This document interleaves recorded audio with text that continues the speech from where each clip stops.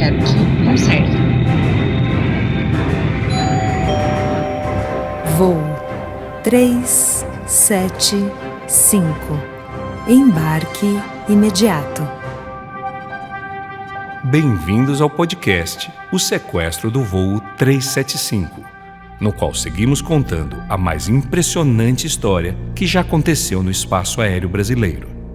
Antes de darmos continuidade, é sempre importante reforçar que o nosso propósito aqui é mais do que simplesmente contar fatos. Queremos esclarecer, questionar, ir mais a fundo nessa história. Para isso, escolhemos ouvir pesquisadores, especialistas, passageiros e testemunhas oculares. Vamos juntos, nesse sexto e último episódio, novamente revisar detalhes, ouvir depoimentos que ora se confirmam, ora se contradizem.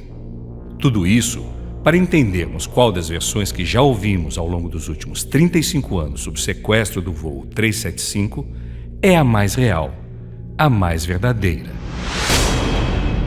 Essa tem sido uma jornada realmente impressionante, em especial depois do último episódio. Ouvir os passageiros e o comandante Fernando Murilo, para mim, tem sido arrebatador. No episódio passado, contamos como, após realizar surpreendentes manobras acrobáticas em um Boeing 737-300, Fernando Murilo conseguiu colocar o voo 375 em solo e fazer com que o sequestrador liberasse, pelo menos, a saída dos 2 tripulantes feridos e a retirada do corpo do copiloto, Salvador Evangelista, o Vangelis. E o Raimundo Nonato, percebendo que era praticamente impossível conseguir escapar das autoridades, entendeu que era preciso negociar com a polícia alguma forma de minimizar o dano do que viria a seguir. Para ampliarmos nossa visão da história, é importante, a partir daqui, inserirmos o olhar das autoridades, daqueles que estavam do lado de fora da aeronave. Sabemos que no âmbito governamental, a pessoa mais atenta e interessada nesse desfecho não era o presidente José Sarney, mas sim seu então ministro-chefe da Casa Civil, Ronaldo Costa Couto, cujo irmão Francisco estava a bordo do voo 375. Entretanto, que se saiba, esse monitoramento fora realizado remotamente. A aeronáutica, responsável pelo espaço aéreo brasileiro, tutelou a ação de acompanhamento da aeronave até o pouso em Goiânia, onde a Polícia Federal assumiu a responsabilidade pela negociação e desfecho da ação. Por sua vez, a Polícia Federal levou para o aeroporto Santa Genoveva, em Goiânia, seus melhores atiradores de elite. Naquela quinta-feira, a PF havia programado um treinamento para o seu time de atiradores que aconteceria fora do perímetro de Brasília. Ao receberem a informação do sequestro, deslocaram-se imediatamente, primeiro para Brasília, depois para Goiânia. Nós conversamos com 2 figuras chaves da Polícia Federal naquele dia. Vamos ouvir primeiro o delegado aposentado da Polícia Federal, Daniel Sampaio, que à época trabalhava na chefia do Comando das Operações Táticas e acompanhou parte das negociações direto da torre de comando do aeroporto de Goiânia. Então, chegando lá no aeroporto de Goiânia, a Polícia Federal ficou por conta de fazer a segurança do aeroporto, propriamente dito. Nós então nos dirigimos para a torre de comando, a torre de controle, aonde um interlocutor lá do controle estava falando com o sequestrador. A negociação continuou sendo feita, a interlocução, né, no caso aí, a interlocução, ela continuou sendo feita pelo responsável pela torre lá, eu subi imediatamente para essa torre de controle, tá certo? Aliás, tinha muita gente na torre de controle e o brigadeiro na época, que era o chefe aqui, o comandante ali, na época ele percebeu que estava muita gente na torre de controle, então ele determinou o esvaziamento dessa torre, inclusive ele saiu imediatamente. Era um brigadeiro, não posso dizer que era o ministro, não, certo? Então ele mesmo tomou a frente, mandou então esvaziar a torre, então só ficamos nós policiais e o pessoal que estava operando lá na torre. E a interlocução continuou sendo feita por essa pessoa, esse controlador de voo, que continuou falando e seguindo as orientações que nós passávamos para ele. No time do delegado Daniel estava Luiz Conde, agente federal e atirador de elite. Enquanto o delegado seguia acompanhando as negociações da torre, Luiz estava em campo, seguindo suas ordens. Bem, eu lembro bem que passamos lá um período da tarde, o grupo realizou um treinamento numa aeronave similar à que estava sendo retida pelo sequestrador, né? E foi feito o planejamento operacional, inclusive o delegado Daniel já tinha dado todos os parâmetros de como poderia ocorrer a ação, a posição dos atiradores de elite, que tinham chegado junto comigo nesse voo, né? E do grupo de ação que possivelmente ia adentrar dentro da aeronave, que estava fazendo treinamento na aeronave lá, uma aeronave similar que estava pousada no aeroporto também. E eu lembro bem que a ação transcorreu, o desfecho da operação transcorreu, já estava no final da tarde, início da noite. Eu lembro bem que estava escurecendo e isso dificultou um pouco a ação dos atiradores de elite que já estavam posicionados, né? Porque começou a cair a luminosidade de maneira muito radical, muito rápida. Ou seja, enquanto as negociações aconteciam entre as partes, o time tático já estava avaliando e treinando a melhor forma de invadir a aeronave caso fosse necessário. Mas e os passageiros? Como foram esses momentos a partir da perspectiva deles?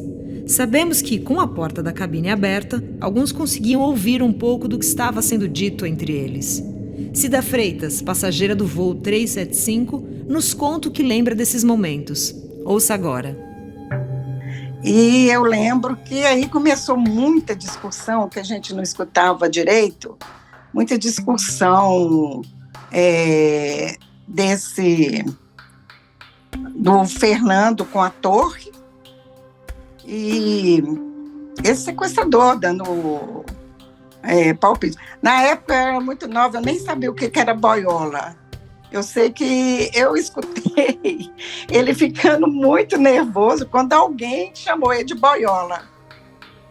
Entendeu? Eu lembro disso direitinho. Esse relato da Cida mostra também como quem estava atuando na torre não tinha noção do risco ao dialogar dessa forma com alguém que já havia demonstrado claramente sua instabilidade emocional. Vamos ouvir agora o depoimento do Wilke Garcia, também passageiro do voo 375. Ficamos até escurecer e durante o tempo que a gente ficou, tinha refrigerante, essas coisas dentro da água, né? A gente ficou levantando, pedindo autorização. Sempre que alguém levantava, a gente olhava para o sequestrador e falava com ele se podia ir, e com sinal, né? Aí ele dizia com a mão, fazia o sinal que podia. Aí a gente ia lá, pegava um refrigerante, pegava uma água na geladeira lá do avião. E o piloto, o tempo todo, ele tranquilizou, durante o voo, ele tranquilizava a gente, dizendo que o sequestrador, ele dizia assim, o passageiro que está aqui à frente, ele não falava nem sequestrador, ele falava o passageiro daqui da frente manda avisar a vocês que o problema não é com os passageiros. No início a gente ficou com medo, né, de levantar e levar um tiro nas costas. Aí eu me lembro que eu levantei e andei de costas, olhando para ele, né? Já que é para levar um tiro, eu levo um tiro de frente, não quero levar um tiro de costa. Mas isso foi na primeira vez, depois não, depois a gente começou a acreditar no cara, entendeu? Que ele não ia fazer nada com a gente. Teve um camarada lá, agora que eu estou lembrando disso também, que ele comentou que ele ia levantar para tentar pegar o cara, o sequestrador. Porque aí ele percebeu que o cara estava sozinho, não apareceu mais ninguém. No início todo mundo tinha medo de qualquer reação contra o Raimundo, porque podia ter outro, né? Outro sequestrador. Quando a gente percebeu que não tinha mais ninguém, aí apareceu um cara lá que queria pegar o sequestrador. Aí todo mundo falando para ele, não, rapaz, não faz isso não, vamos aguardar, vamos ver o que vai dar, não vai se arriscar não. Teve isso também. Há um destaque importante a ser feito nessa comunicação entre as partes. Em todo o tempo, Fernando Murilo foi o grande interlocutor desse diálogo com Raimundo Nonato. É importante fazermos esse destaque. Antes e durante as negociações, ele sempre se reportou às autoridades, referindo-se a Raimundo Nonato como o passageiro. Nesse aspecto, Fernando Murilo nos dá mais uma aula de inteligência emocional quando, mesmo nos momentos mais complexos e tensos, o comandante procurava manter uma forma de diálogo respeitosa com seu algoz.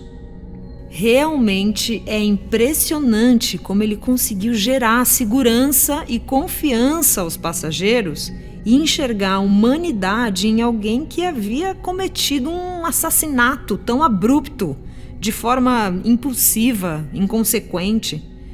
Vamos ouvir agora o desfecho dessa história contada pelo próprio Fernando Murilo. Ele pediu um outro avião. Eu falei assim, vai ser impossível, porque nós estamos parados no meio da pista aqui e a pista de Goiânia é pequena. Não vai ter jeito de pousar um outro avião aqui de jeito nenhum.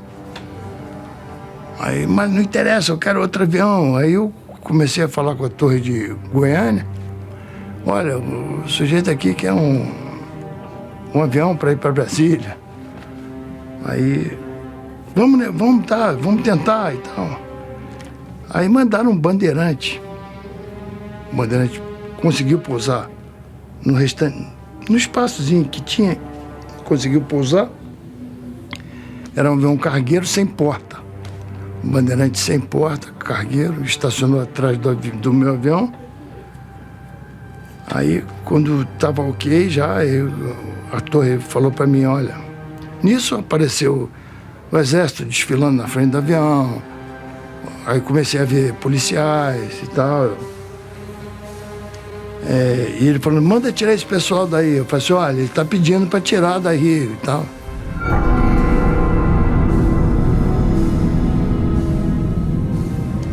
Mas eu acho que ele queria também aparecer naquela hora. Ele falou o nome do pai, da mãe, o nome dele, e que é para avisar que era ele que estava no avião, que era ele que estava fazendo aquilo tudo. Quer dizer, ele quis, eu acho que, uma audiênciazinha. Há duas coisas acontecendo nesse ponto da negociação. A primeira solicitação é de uma segunda aeronave para a fuga. E a segunda solicitação é Raimundo Nonato pedindo para que houvesse um contato com a família. Mas conforme citou Fernando Murilo, o sequestrador não pediu para falar com seu pai ou sua mãe através de um telefonema, por exemplo. Ou que encontrasse seus familiares e os colocasse em linha para falar com ele. A solicitação feita foi para que um reconhecido jornalista da época, cuja voz tinha alcance nacional, através do programa Voz do Brasil, fizesse um anúncio público sobre o que estava acontecendo e quem era o responsável. Agora entendi a referência sobre a audiência. Lembra que no primeiro episódio falamos sobre essa necessidade dele de chamar a atenção do pai?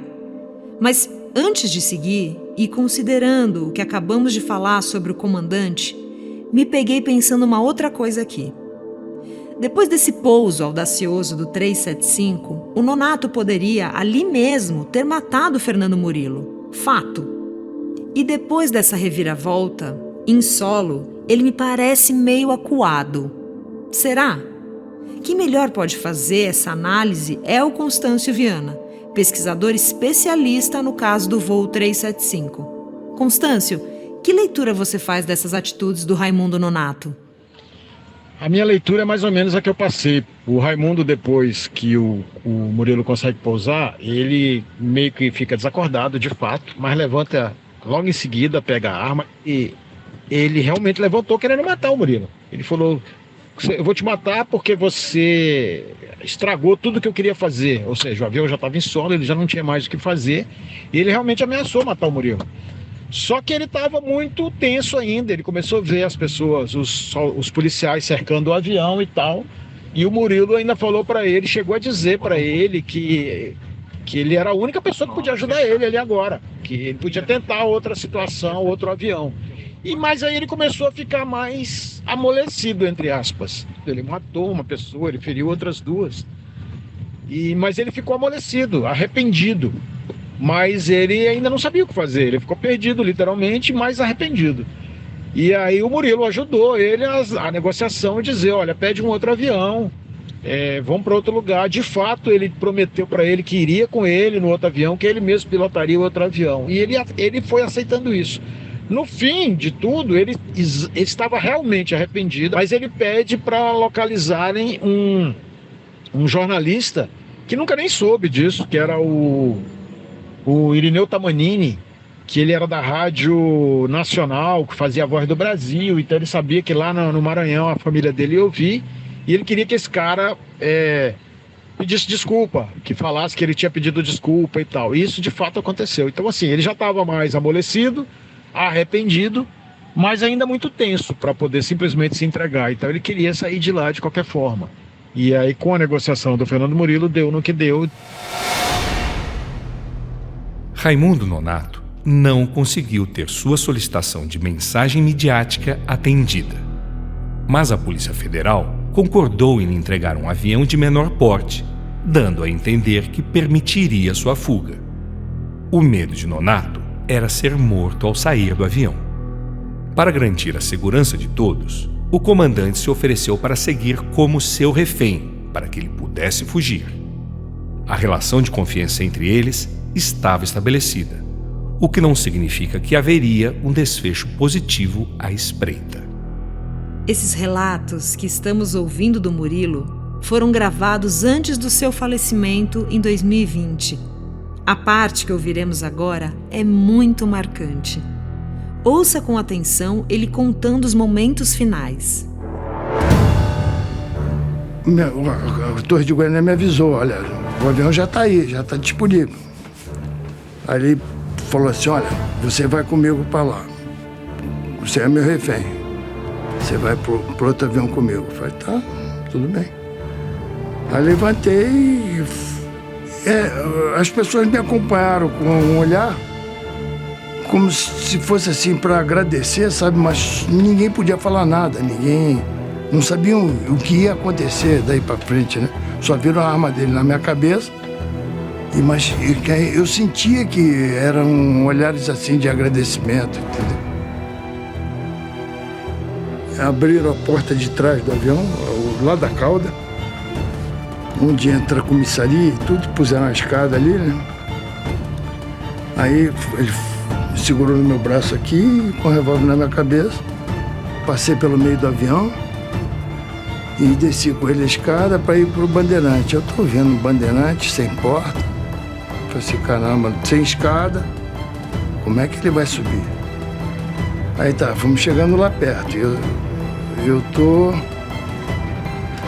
vendo como é que eu ia botar ele dentro do avião, né? Eu falei, caramba. Aí chegou lá embaixo do avião, aí eu falei para ele, olha, eu vou abaixar, te segurar e você sobe no avião aí. Aí quando eu abaixei, para pegar, só um tiro lá de dentro, eu fiquei surdo. A bala deve ter passado 1 milímetro aqui na minha cabeça. Tinha um atirador de elite, um pano preto, e um atirador de elite atrás desse pano. Ele deu um tiro lá, a primeira cabeça que apareceu no avião, ele deu um tiro, era a minha. Aí quando ele deu o tiro, eu larguei o cara. Ele caiu no chão e apontou o revólver pro meu peito. E quando eu olhei, eu vi aquele revólver apontado pro meu peito, deu um pulo. Aí pegou o tiro, pegou aqui na perna. E eu saí correndo em zigue-zague e ele descarregando o revólver nas minhas costas. E eu correndo em zigue-zague. Eu não sei porquê, cara. Eu devo ter visto em filme isso. E ficou gravado no meu subconsciente. Eu saí correndo em zigue-zague. E ele descarregando o revólver. Por isso que ele não me acertou, né? Aí quando eu consegui passar escada que estava no meu avião, eu saí correndo, entrei e fechei a porta. Aí fui lá na frente, aí peguei o microfone e falei assim, ô, Torgonia, não, eu tô querendo te avisar que eu já me livrei do camarada, eu tô dentro do avião aqui. Aí, acabei de falar com eles, eu tô sentindo o meu pé colando, assim. Aí tudo, mas sangue, saía muito sangue. Aí eu falei assim, eu acho que eu fui atingido também aqui, eu tô com sangramento na perna. Aí, tá ok. Aí, nisso, ele estava embaixo do bandeirante, né, caído lá. Um atirador de elite subiu no avião, no bandeirante, foi lá para cima do charuto do avião, para atirar nele lá de cima. Chegou lá, caiu, quebrou clavícula, quebrou tudo. Um atirador de elite da Polícia Federal. E o cara que atirou de dentro do avião conseguiu chegar até a beirada, botou a cabeça de fora e deu um tiro. Foi o único tiro que ele levou, um tiro na bunda. Aí pegaram ele. Ao sair da aeronave, Raimundo Nonato não levou apenas Fernando Murilo como refém. O sequestrador colocara o comandante à sua frente e apontava uma arma para sua cabeça. Mas para garantir sua segurança, ele também colocou à sua volta outros 2 comissários, minimizando assim a chance de ser abatido no trajeto entre o Boeing e o Bandeirante. Vamos ouvir agora Luiz Conde, atirador de elite que no dia atuava na linha de frente da Polícia Federal. É ele quem nos conta como foi o desfecho da operação. Ele aceitou a troca de aeronave. Então a aeronáutica disponibilizou um bandeirante, um avião bimotor bandeirante, para que esse sequestrador fizesse essa troca da aeronave. Nesse avião foi colocado 2 policiais federais e um piloto da FAB, até para taxiar e colocar ele numa posição determinada que ia nos favorecer durante a operação. Esse avião bandeirante ficou colocado a uns 50 metros de distância aproximadamente do Boeing e começou a negociação para que ele saísse da aeronave. Para nossa surpresa, nós não esperávamos, o sequestrador desceu cercado pelos comissários e pelo piloto da aeronave, o que impossibilitou totalmente a ação dos atiradores que já estavam posicionados. Então restou aquela situação, o pessoal que estava, os policiais que estavam dentro do bandeirante, fazer a ação. Só que, ao se aproximar do bandeirante, o sequestrador determinou que o comandante verificasse se o avião estava em condições, né, se não tinha ninguém lá dentro. Só que o comandante, na hora do Boeing, na hora que foi verificar, ele percebeu a presença de 2 policiais federais lá dentro do COT. E ele tomou um susto e voltou. Nessa ação dele voltar por conta desse susto, de ter visto lá, o sequestrador notou alguma coisa. E aí ele também se assustou e disparou, fez um disparo contra o comandante. Nesse momento, um dos policiais que estava no bandeirante efetuou um disparo contra o sequestrador.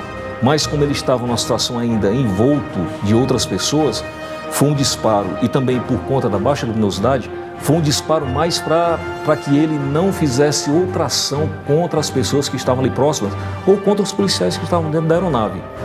No momento desse disparo, o sequestrador empreendeu fuga, saiu correndo em direção à aeronave.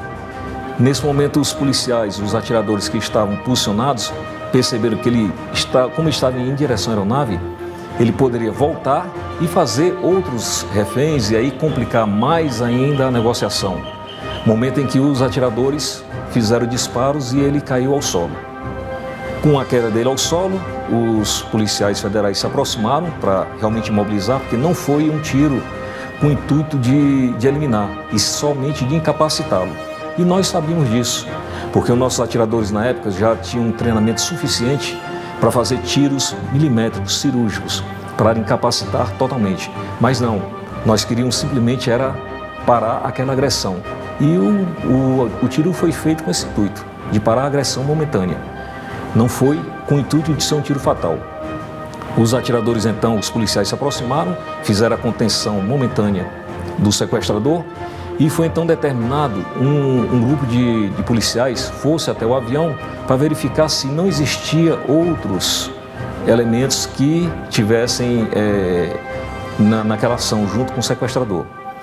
Nesse momento, e também esses policiais fizeram a contenção dos passageiros que nesse momento, com os disparos, ficaram apavorados, querendo sair de dentro da aeronave. Só que isso também era uma atitude dos passageiros que ia nos atrapalhar muito. Imagina só, quase 100 pessoas saindo de dentro da aeronave apavoradas.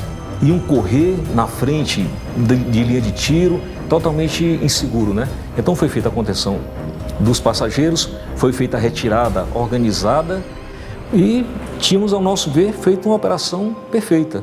Os perímetros foram preservados, a vida dos reféns também preservadas, e o único a se ferir por conta da ação policial foi o próprio sequestrador, que até mesmo o copiloto tinha sido morto antes da ação da polícia, e o piloto que levou o tiro na perna se feriu devido àquele susto que ele tomou e o sequestrador entrou em pânico.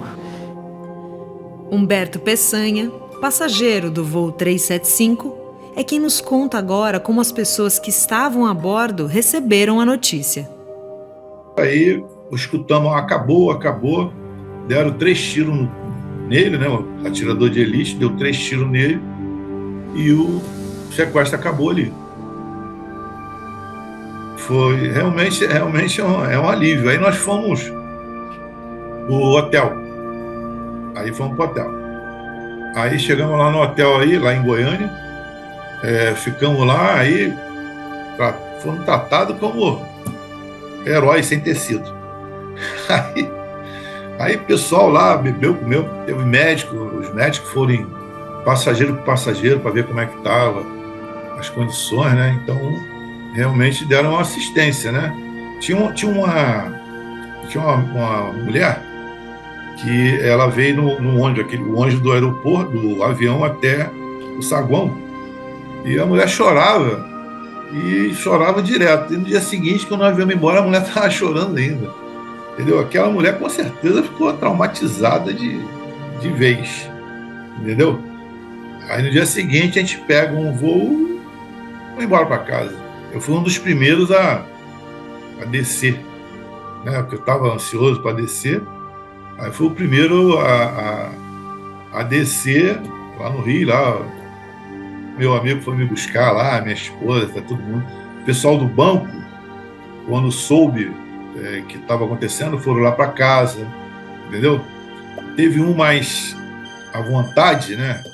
Que programou até o velório, como é que ia ser, essas coisas todas. Eu não posso te falar o que eu acho desse cara aqui. O sequestro do voo 375 havia acabado após mais de 8 horas de tensão e medo. Nonato fora baleado, capturado e levado para o Hospital Santa Genoveva, que em 1988 era considerado uma das principais referências de atendimento médico em Goiânia e cuja localização era perto do aeroporto.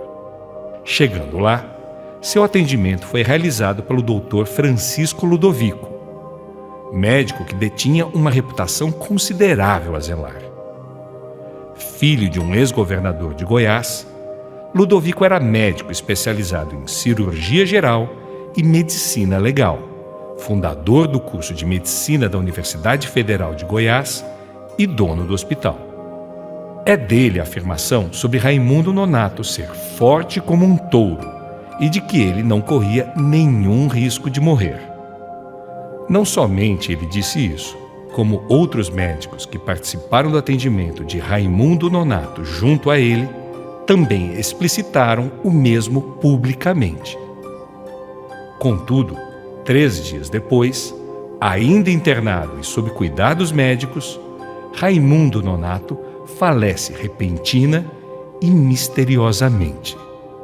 A causa? Anemia falciforme, sem nenhuma relação com o fato dele ter sido baleado. Teria sido ele assassinado? Seria uma queima de arquivo? Qual a suspeição estabelecida? ou indo contra todas as declarações médicas até então. Sua morte, de fato, apesar de inesperada, seria apenas fatídica? Como assim fora toda a sua trajetória? Há relatos de que o doutor Ludovico, bem como nenhum outro médico legista de Goiás, aceitou fazer sua autópsia e assinar seu laudo médico pericial. Para que a autópsia fosse realizada, surge Badam Palhares.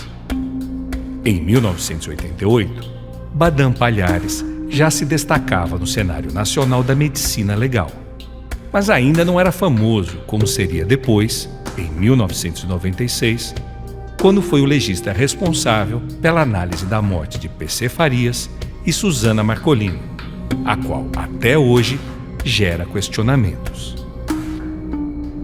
Caso você não lembre ou seja muito jovem, contextualizo. PC Farias era ex-tesoureiro do ex-presidente Fernando Collor de Mello e foi condenado por gerir um dos mais famosos esquemas de corrupção no alto escalão do poder nacional, o qual levou ao impeachment de Collor. Ao fazer a autópsia do caso PC, Badam Palhares afirmou que a morte de PC e Suzana foi passional, ou seja, ela o matou e depois se matou.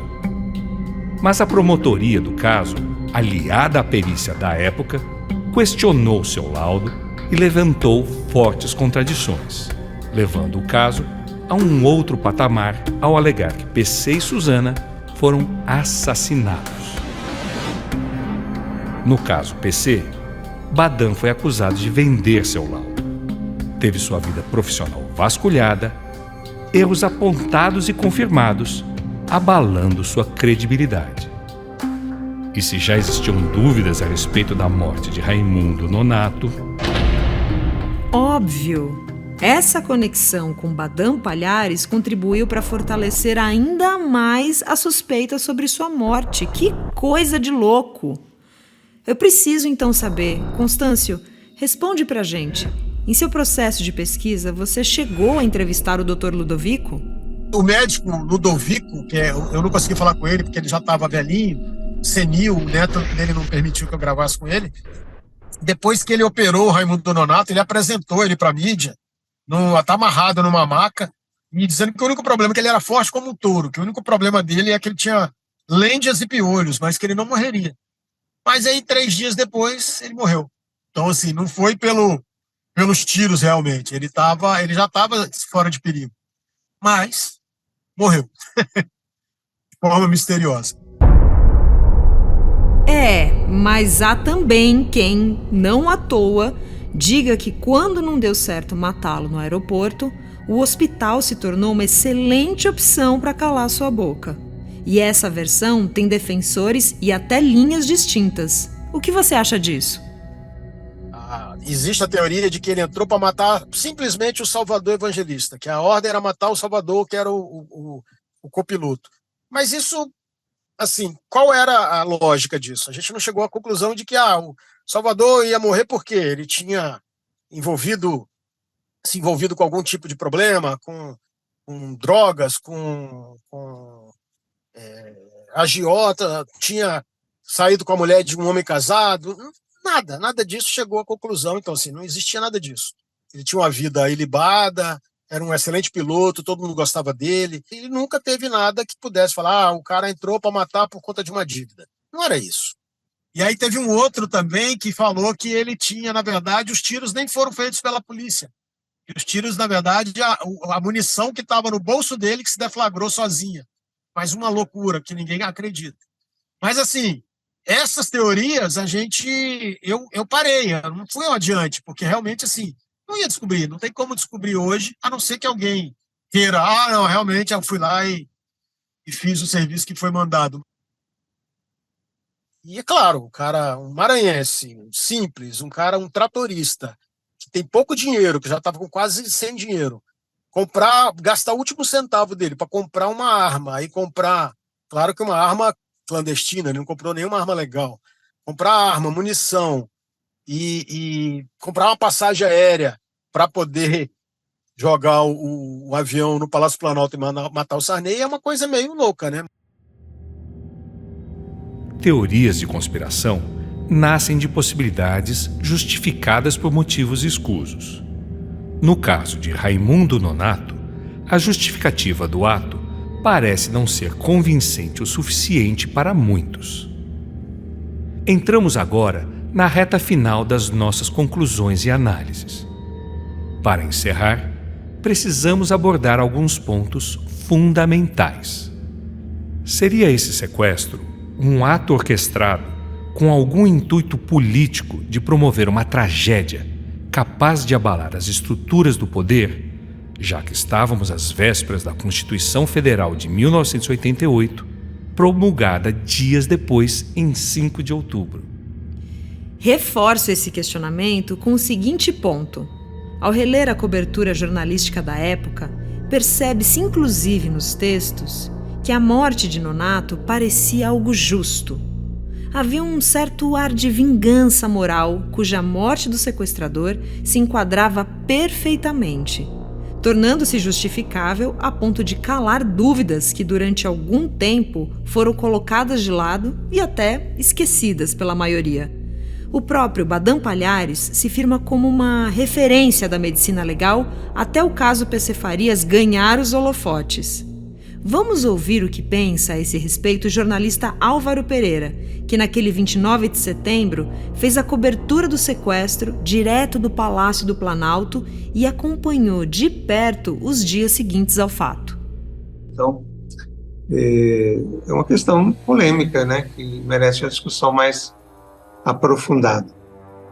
Sim, tipo, fez tanto mal, né, tipo assim, ele matou o copiloto, ele feriu outras 2 pessoas, ele quase matou o piloto, ele queria jogar o avião em cima do Palácio do Planalto, enfim, ele barbarizou tanto que a morte dele foi recebida como uma coisa meio natural, um desfecho meio natural para um episódio realmente sangrento, né, um episódio violento.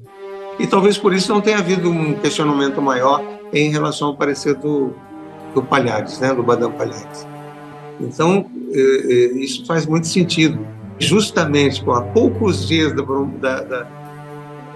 da entrada em vigor da nova Constituição, acontece um episódio desse, que termina em morte, né? Morte também do copiloto, outros 2 feridos, enfim, foi um episódio sangrento, né? Um episódio ruim, um episódio negativo. Mudou. A partir da morte do Raimundo Nonato, realmente não se falou mais no assunto. Esse laudo, esse primeiro laudo aí do Badam Palhares, referente ao Raimundo Nonato, ele foi recebido com uma certa tranquilidade ali, como uma coisa real e verdadeira. Houve um ou outro questionamento na mídia, né, porque também não houve muita transparência ali naqueles dias que se seguiram em relação ao estado de saúde do Raimundo Nonato, aquela coisa toda.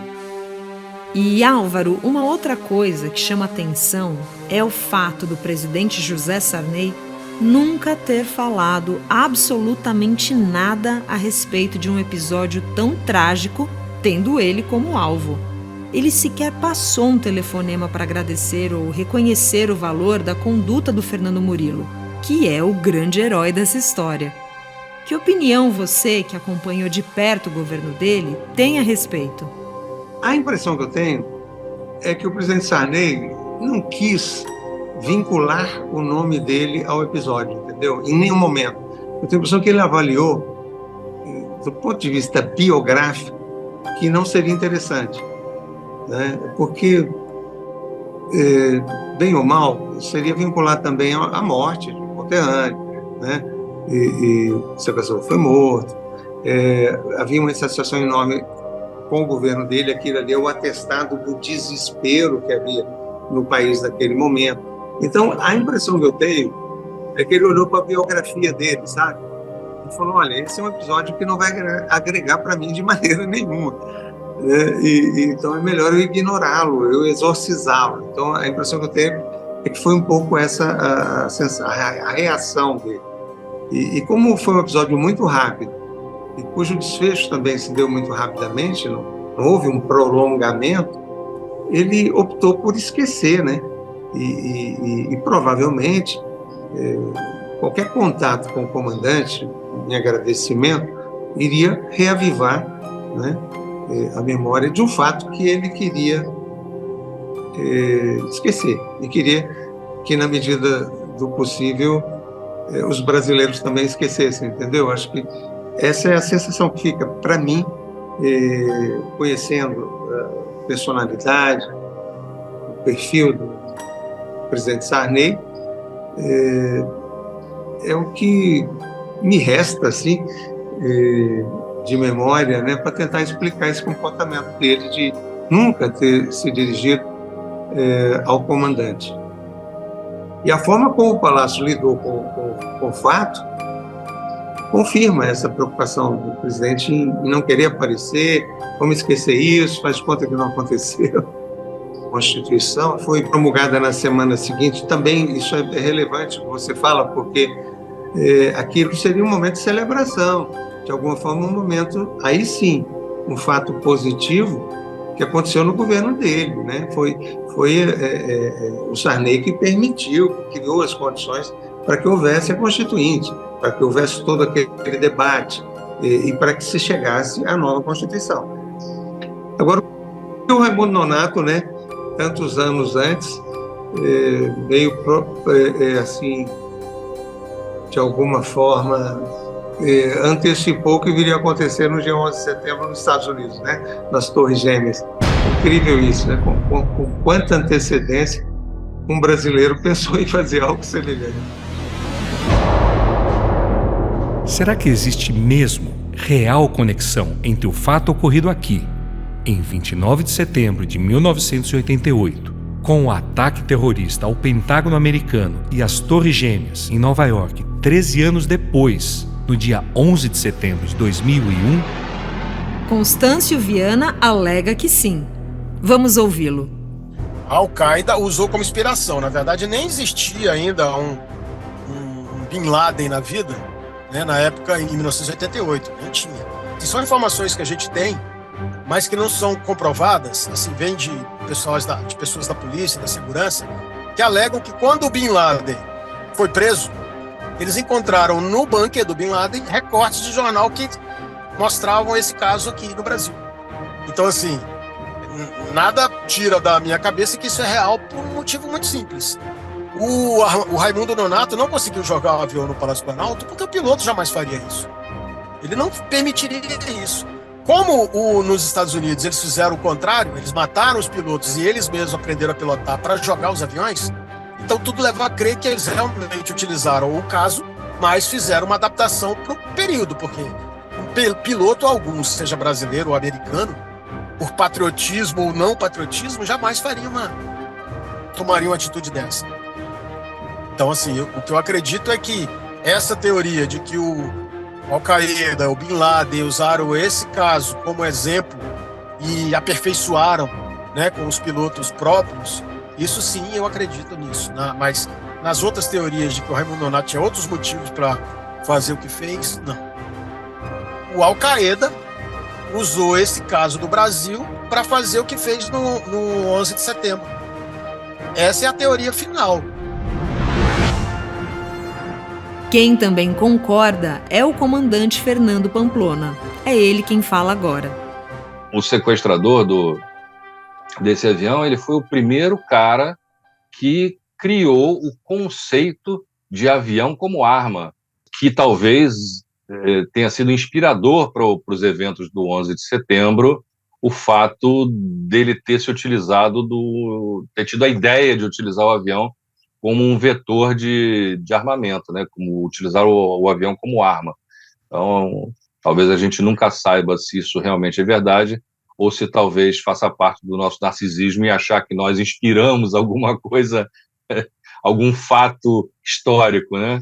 O narcisismo no mau sentido, naturalmente, né?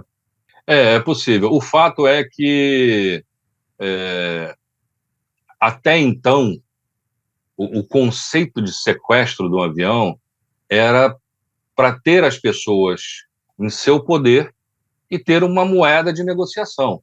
Até então, até o 11 de setembro, vamos colocar dessa forma, que foi o evento marcante mundialmente. Em outras palavras, a grande verdade é que, se a começar no Brasil, tivéssemos mais atenção com os fatos que aconteceram em nosso solo, teríamos agido de forma preventiva e, quem sabe, talvez, aviões comerciais com as devidas ações de segurança aplicadas poderiam ter aberto os olhos do mundo para o risco do que assistimos em 11 de setembro de 2001, quando 19 sequestradores se apossaram de 4 aeronaves comerciais e mataram 2.977 pessoas, dentre elas, gente de mais de 90 nacionalidades. O terceiro e último ponto que não podemos deixar de abordar é como, até hoje, 35 anos depois, nem Fernando Murilo, nem Wendy, filha de Salvador Evangelista, conseguiram obter na justiça algum tipo de indenização em relação aos fatos aqui narrados junto à Infraero. Em uma ação conjunta, eles alegam que o aeroporto de Confins, de onde decolou o voo 375, apesar de ter disponibilidade do uso de detector de metal, permitiu o embarque de um homem armado e carregando com ele 96 projéteis. À época, também era parte da rotina aeroportuária a indicação de revista em caso de alerta. Após vencerem em primeira e segunda instâncias, o caso foi levado ao Supremo Tribunal Federal, que deu o ganho de causa à Infraero. Vamos ouvir o que diz a esse respeito Nando Lima, filho do comandante Fernando Murilo. Foi aceito o processo, foi dado andamento. Em todas as instâncias ela passava para superior, que é a ordem normal, acredito eu, de um processo, um julgamento. E quando esse processo chegou no STJ, ele foi dado como indeferido pelo entendimento deles, de que a Infraero é uma empresa pública. E nisso acarreta em que o cidadão, a pessoa que quer acionar a empresa pública, ela tem até 5 anos para acionar na justiça. Isso é a interpretação, mas eles interpretaram que ela era pública, porém ela não é pública. Ao pesquisar sobre a Infraero, a empresa Infraero em si, ela é de capital misto. Por que eu falo isso? Porque ela, além de autossustentar, sem depender de impostos, ela faz divisões de lucros todos os anos com a diretoria e os acionistas. Então, isso não caracteriza uma empresa pública, Então, o meu pai entrou com o processo dentro do prazo daquilo que estabelece a lei, a Constituição brasileira. E isso foi ignorado, O fato é que havia, estrutura em seguridade, em segurança, no aeroporto de Belo Horizonte, e o raio-x estava inoperante, não estava ligado. Isso evitaria, por exemplo, o sequestrador entrar no avião armado, com 32 e cheio de balas no casaco jeans, Teria evitado a morte precoce do amigo dele e pai da Wendy, o Salvador Evangelista. Ao longo dessa jornada, tivemos a oportunidade de ir ganhando dimensão do gigantismo heróico de Fernando Murilo. Entretanto, seu heroísmo e sua inteligência emocional não anularam o impacto do fato como traumático. Ele teve que aprender a lidar com isso para o resto da vida. Ouça agora o sincero depoimento dele a esse respeito. Eu voltei a trabalhar, mas antes eu tive que passar no médico para Eu estava dirigindo, parava no sinal, eu escutava tiros. Todo lugar que eu ia, eu escutava tiros. Comecei a emendar noite sem dormir. Aí foi o médico me receitou um remédio, tarja preta, que eu dormia conversando. Era o único jeito de eu dormir. A família foi para lá, para minha casa, para me acompanhar. E ficaram comigo lá algum tempo, até eu fiquei um mês e pouco fora do voo, até cicatrizar aqui e eu voltar pro voo. Aí eu voltei pro voo, 5 voos seguidos, o mesmo voo que eu fui sequestrado, para ver se eu tinha alguma sequela, alguma coisa. O que me marcou muito, muito, foi mais a morte do Vangelis. Me marcou muito, porque é uma perda. Olha, eu não estou acostumado a ver ninguém matar ninguém. Ainda mais ao vivo, assim, na minha frente, um amigo. Foi pesado. Alguém que salvou 104 vidas não deveria ter seu valor melhor reconhecido?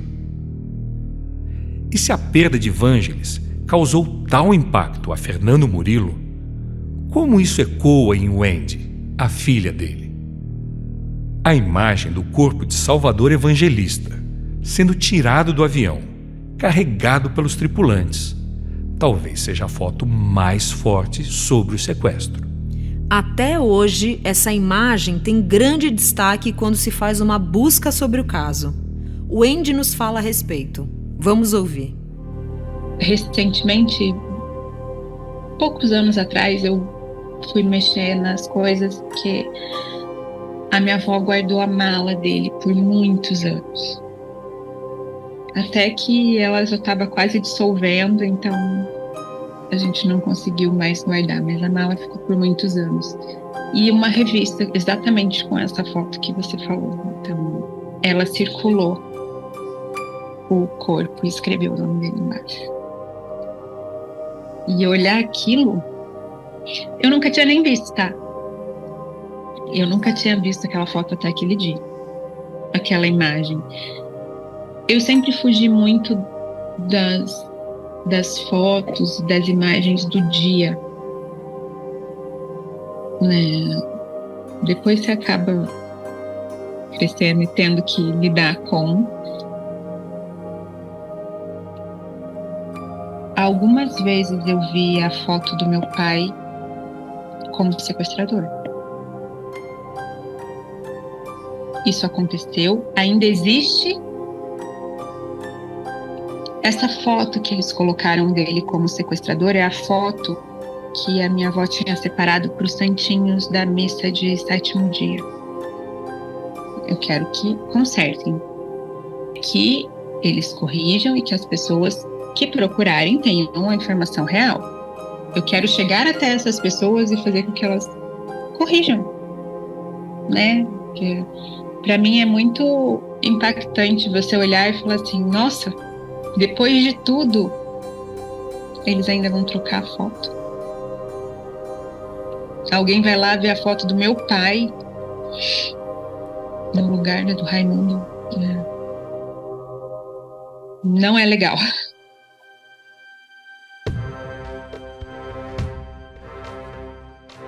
Há mais fatos, relatos e detalhes sobre essa história do que conseguimos contar nesse podcast. E se você nos acompanhou até aqui, sabe, essa é uma história digna de Hollywood, mas que dessa vez será contada magistralmente pelo cinema brasileiro. No dia 7 de dezembro, acontecerá a estreia do filme O Sequestro do Voo 375. Uma superprodução eletrizante. Um thriller de ação 100% brasileiro. Com direção de Marcos Baldini, roteiro de Luza Silvestre e Micael de Albuquerque, o filme traz em seu elenco Danilo Grangeia como Fernando Murilo, Jorge Paz como Raimundo Nonato e ainda Roberta Gualda, Gabriel Godoy, César Melo e Juliana Alves, dentre outros talentosos atores. A produção é fruto da parceria entre o Estúdio Escarlate, de Joana Henning e Paula Torres, com a Disney Star Distribution Brasil. Nós já tivemos a oportunidade de assisti-lo e podemos garantir: você fica grudado na tela. E a história, vista na tela grande, foi realizada com tanto esmero, com tanto apuro técnico e histórico, que é de deixar a gente cheio de orgulho do cinema nacional. Ao longo desses 6 episódios, por diversas vezes você nos ouviu citar aqui o nome de Constâncio Viana. É ele o responsável pelo despertar para a importância de contarmos essa história. O Constâncio passou por um incidente traumático em um voo nos céus de Moçambique anos atrás. Isso o deixou com um pavor de voar e uma enorme sede de pesquisar e compreender mais sobre acidentes aéreos. Foi assim que ele chegou ao voo 375 e desde então começou a gravar entrevistas, pesquisar documentos, imagens, matérias. Até detetive ele colocou em busca de mais informações sobre o caso. Ninguém melhor que ele para falar sobre a expectativa pela estreia do filme. Conta pra gente, Constâncio. O filme, na verdade, é a realização de um sonho.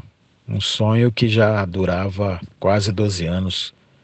Eu, que não sou do ramo de cinema, vi que esse filme vai ser um marco na história do cinema nacional. Não sei se eu sou otimista demais, mas eu acredito em alguns milhões de espectadores no cinema. O que se fala hoje do filme parece que é muito mais do que eu imagino. Assim, as pessoas querem muito ver o filme, as pessoas estão muito interessadas por onde quer que eu passe, que sabem que eu fiz parte disso, que eu sou quem iniciou o projeto. A surpresa é enorme. Ninguém sabe dessa história, ninguém conhecia essa história.